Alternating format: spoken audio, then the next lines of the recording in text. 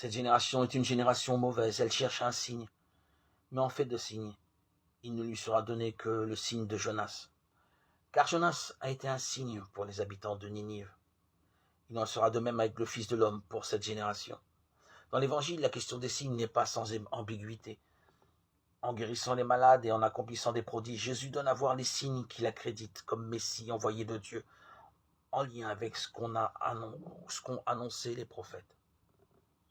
En un sens, Jésus n'a jamais demandé à personne de le croire sur parole. Les signes sont donc nécessaires et même indispensables pour grandir dans la foi. Mais parfois, l'homme refuse des signes qui lui sont donnés et en exige d'autres à sa convenance, comme si l'action de Dieu devait se plier à l'étroitesse du cœur humain. C'est ce que fustige Jésus. Dans les temps anciens, les habitants de Ninive se sont convertis suite à la prédication du prophète Jonas.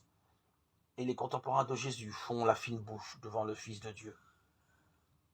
Que leur faut-il donc de plus?